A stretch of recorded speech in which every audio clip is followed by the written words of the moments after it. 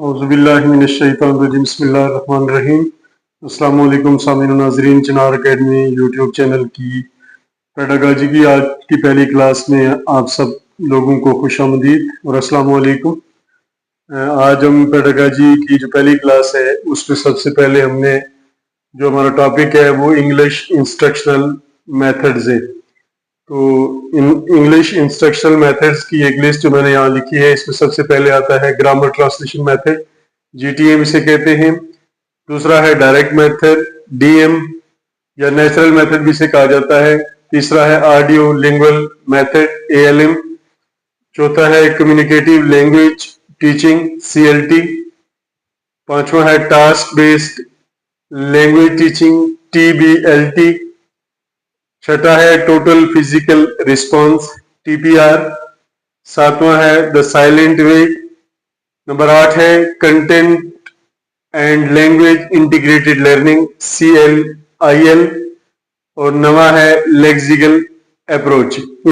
ये जो instructional methods हैं जो हमने 9 डिस्कस किए हैं, इनकी जो लिस्ट है इसके मुताबिक आज हमने सिर्फ 2 को डिस्कस करना है। इसमें सबसे पहले है ग्रामर ट्रांसलेशन मेथड, जीटीएम। तो इसका जो दौर है ये 1840 से 1940 तक तकरीबन 100 साल का दौर है। ये still used for classical languages. जो क्लासिकल लैंग्वेजेस हैं ये आज तक यहाँ मतलब इस वक्त तक यहाँ यूज हो रहा है। इसका जो फोकस है वो रीडिंग, राइटिंग और इसके अलावा ग्रामर रूल्स है, इसके वोकेबलरी लिस्ट, ये फोकस करता है। ये वर्क कैसे करता है, ये एक्सप्लेन ग्रामर को एक्सप्लेन करवाता है। मेमोराइज बाइलिंगुअल वर्ड लिस्ट, ये जो 2 जुबानें हैं जिसमें आप जो आपकी नेटिव लैंग्वेज है और उसको आपने इंग्लिश में जब ट्रांसफर करना है तो उसके हवाले से इसकी वो जो वोकेबलरी है उसको वो तैयार करवाता है। उसके अलावा ये वर्ड लिस्ट होता है ट्रांसलेट सेंटेंसेस, जो जुमले हैं उसकी ट्रांसलेशन ये करवाता है। 2 ग्रामर एक्सरसाइज, और जो मतलब ग्रामर से मतलब क्या एक्सरसाइज होती है वो करवाई जाती है। उसके बाद इसके प्रॉस जो है या इसके जो फायदे हैं, ये good for reading classical text है, एग्जाम प्रिपरेशन के लिए और एनालिटिकल लर्नर्स के लिए ये फायदेमंद है। उसके बाद जो इसके कॉन्स हैं, लिटिल स्पीकिंग और लिसनिंग है, स्टूडेंट कांट कम्युनिकेट और टेस्ट ग्रामर है। उसके बाद जो दूसरा मेथड है वो डायरेक्ट मेथड या नेचुरल मेथड है। इसका जो दौर है लेट 1800 है। ये रिएक्शन टू जीटीएम है, मतलब जो ग्रामर ट्रांसलेशन मेथड है उसके रिएक्शन में ये डायरेक्ट मेथड जो है ये आया है।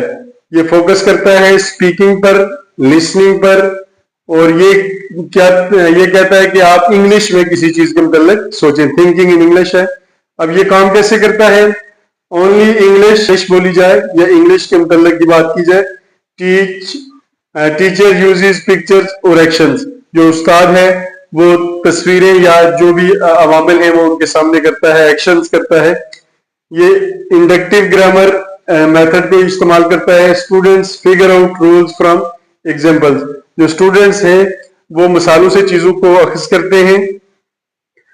एग्जांपल्स नॉट एक्सप्लेनेशन, ये ज्यादा वजाहत नहीं देता है। उसके बाद ये क्वेश्चन आंसर की ड्रिल करवाता है। आपसे कोई क्वेश्चन पूछा जाता है, आप उसका इंग्लिश में क्वेश्चन होता है और इंग्लिश में उसका आंसर दिया जाता है। ये डिक्टेशन कन्वर्सेशन, पैराग्राफ राइटिंग के ऊपर भी फोकस करता है।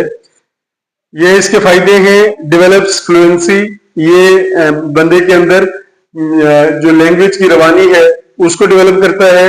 गुड प्रोनाउंसिएशन, ये मतलब हम जो अल्फाज की जो अदायगी है वो हमारी बेहतर होती है। स्टूडेंट्स थिंक इन इंग्लिश, और स्टूडेंट्स जो है वो इंग्लिश में सोचते हैं।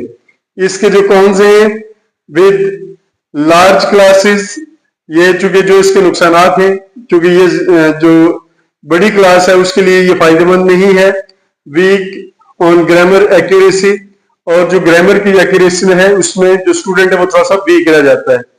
और ये जो यंग लर्नर्स है और जो स्मॉल ग्रुप्स है उसमें इस्तेमाल हम इसको ज्यादा कर सकते हैं। तो यूं आज हमने जो पेडागोजी में इंस्ट्रक्शनल मेथड्स थे इंग्लिश के, उसके कुल 9 हमने लिखे हैं जो लिस्ट में, उसके मुताबिक हमने 2 को ग्रामर ट्रांसलेशन मेथड और डायरेक्ट मेथड को डिस्कस किया है। इंशाल्लाह आने वाले दिनों में जो इसके जो रिमेनिंग जो इंस्ट्रक्शनल मेथड्स हैं उसको डिस्कस किया जाएगा। तो बहुत शुक्रिया, बहुत मेहरबानी, अस्सलाम वालेकुम।